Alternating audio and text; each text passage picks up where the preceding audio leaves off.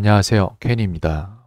숙제에 대한 영상을 좀 만들고 있어요. 왜냐면은 지금 이제 아이들이 전반적으로 안 되는 것들, 영어가 되기 위해서 가장 먼저 필요한 것들을 좀 이제 파악을 하고 있는데 되게 재밌어요. 유창성이라는 것과 그 다음에 문법이라는 게 양립이 가능한 부분인데 교육기관들의 교육 방식이 다르다 보니까 유창성을 가진 아이들은 어휘 쪽에서 많이 딸리고 문법기관에서 배운 아이들은 어휘는 되는데 유창성이 아예 없어요. 그래서 이 두 개가 양립이 참 안 되는 문제를 보여주거든요.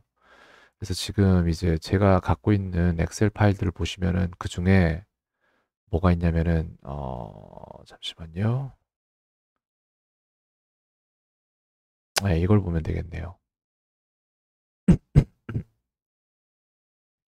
이게 지금, 원래는 이게 색깔이 다 하얗게 돼 있었는데, 일단 바꿔놓고 설명을 드릴게요. 이거 같은 경우에는 지금 위에 보면은 뭐라고 적혀 있냐면요. 이제 형용사예요. 얘는 그 다음 동사고 그 다음 명사거든요. 품사 이 세 개만 있어도 할 말 다 하거든요. 그 다음부터는 이제 조미료를 넣는 그런 부분들이라고 생각을 하면 되는데 이걸 제가 막 갖다가 이게 중요한 것 같아 내 생각에는 이렇게 해서 뽑은 게 아니라 실제적으로 the most common verbs in English 치면은 나와요. 그 중에서 100개를 뽑은 거예요, 제가. 데이터베이스에 있는 거를 100개를 뽑은 거고 똑같이 명사와 형용사도 뽑은 거거든요. 그렇게 해서 진짜로 영어에서 가장 많이 쓰이는 단어 300개가 저기다 들어있는 거예요. 물론 이 300개를 500개로 늘리고 700개, 뭐 1000개, 3000개까지 늘리면 이제 원어민 수준 가는 거고요. 그렇게 해서 진짜 그러니까 영어 중학 영어 뭐 영단어 몇 막 이런 거 있잖아요. 거기 있는 단어들 중 대다수가 거의 안 쓰여요, 실제로는. 그래서 실용보다는 그거는 시험 대비용이고 그렇다고 실용을 쓰면 시험 대비가 안 되냐? 그럼 그렇지도 않아요. 그렇기 때문에 실제 사용할 수 있는 것들을 먼저 가르치는 게 중요하다고 생각을 해요. 근데 이거를 가지고 제가 수업 시간에 진단을 할 수 있어요. 이렇게 해서 어떻게 했냐면은 어제 같은 경우에는 영어 단어를 다 가린 상태에서 한글만 보고 영어 단어를 출력을 시켰어요. 이거 영어로 뭐냐 이걸 다 물어봤어요. 300개 한해서. 그랬을 때 안 된 거를 아까 체크한 거예요. 굉장히 많이 비어 있어요. 이게 비어 있는 부분이 뭐냐면은 들었을 때 아는데 내가 꺼내 쓰려면 안 나오는 단어들이 굉장히 많아요. 그래서 아이들이 이거를 제가 반대로 한글을 가리잖아요. 그럼 거의 다 알 거예요, 아마. 많이 알 거예요, 실제로. 근데 이걸 제가 영어를, 한글을 보여주고 영어를 출력을 시키잖아요. 그럼 몰라요. 어떤 차이가 있는지 아시겠죠? 근데 저희는 영어를, 한글의 뇌로 현재 영어를 꺼내 써야 되는 과정에 있기 때문에 이렇게 진단하는 게 맞아요. 그래서 뭘 하고 있냐면 제가, 그러니까 예를 들어서 지금 이제 여기에 가볼게요. 아마 이게 안 열리겠다. 이걸 열면 이제 이 아이가 지금 비어있는 단어가 이만큼이었던 거예요. 형용사에, 명사에 이만큼, 동사에 이만큼인데 노란색은 뭐고 주황색은 뭐냐라고 하면은 노란색은 기본형은 알되 그 파생형인 did나 done 이 둘 중에 뭔가를 몰랐으면 저는 이렇게 표시를 했어요. 그렇단 얘기는 퀴즈에서 보면 설명을 드리겠지만 이 아이가 이 단어를 몰라요. 그죠? 알아요. 실제로 알아요. 들으면 알아요. 근데 이걸 꺼내 쓰질 못한다는 얘기예요. 그럼 꺼내 쓰는 연습을 하면 돼요. 그렇다는 얘기는 제가 이거를 이런 식으로 만들어줘요. 만약에 이렇게 해서 저기에서 이 아이가 모르는 단어로만 구성을 해요. 여기에서 주황색이나 노란색으로 표시돼 있는 애들만 갖다가 모르는 단어들로만 문장을 하나를 만들어 버려요. 그냥 가장 위대한 정부는 최고의 제도를 필요로 한다라는 문장이 나왔거든요. 그럼 여기에 해당하는 단어들은 여기서 지워내는 거예요, 하나씩. 왜냐면 이걸 풀어낸다는 얘기는 이걸 안다는 얘기니까 더 이상 반복될 필요는 없죠. 그래서 하나씩 알아야 된다는 거예요. Great. Great 이 아이가 몰랐을까요? 알았죠, 당연히. 근데 뽑아 쓰려면 바로 안 나온다는 얘기예요. Greater. The greatest. 그 다음, good. good 몰라요? 알죠. 근데 good이랑 better이랑 the best가 한 방에 뭔가 연계가 안 된다는 거예요. 가장 좋은? 이게 뭐지? 이렇게 되는 거예요. 굿은 아는데 굿을 좋은 뭐야? 물어보면 굿 대답하는데 가장 좋은 뭐야? 그럼 대답 못 해요.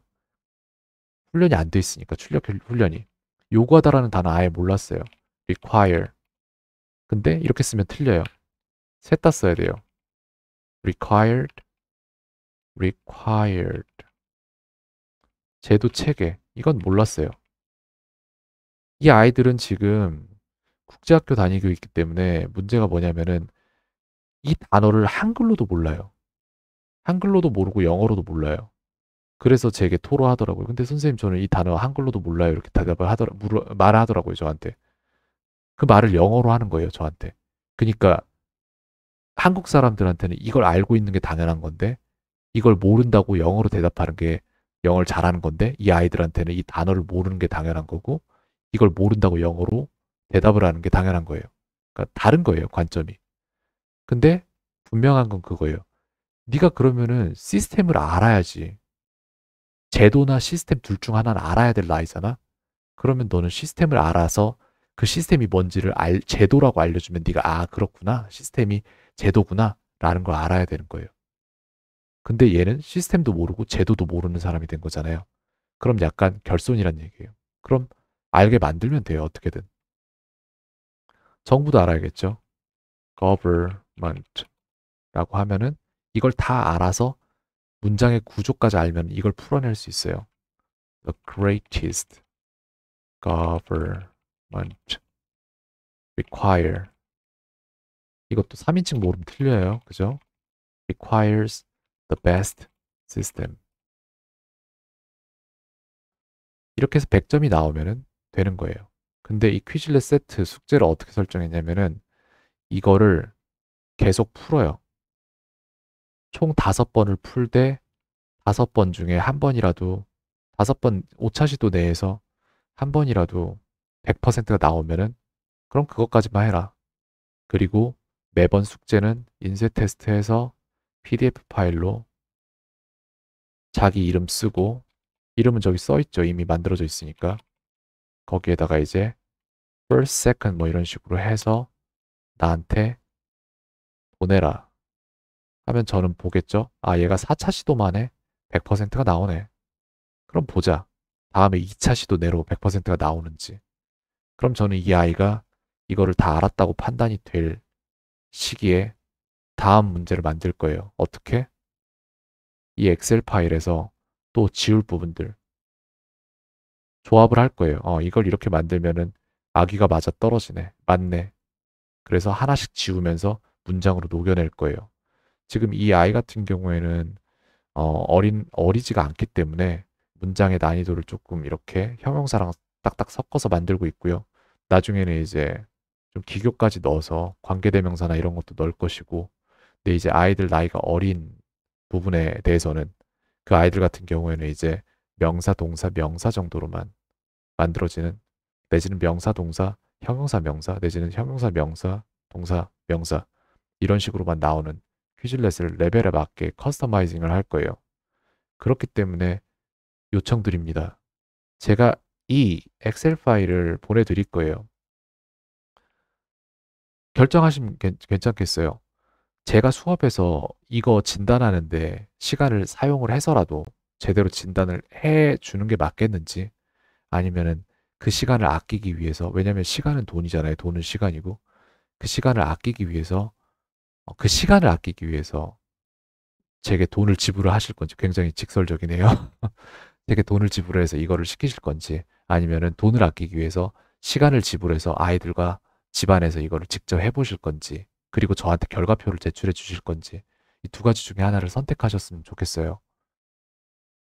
저는 이거를 수업에서 하고 싶은 사람이긴 한데, 근데 이거 한다고 1시간 반, 1시간 막 이렇게 쓰고 있으면은 또 답답해 하실까 봐 이런 결정을 하게 됐고요. 그래서 영상을 만들어서 지금 보내드리고 있어요.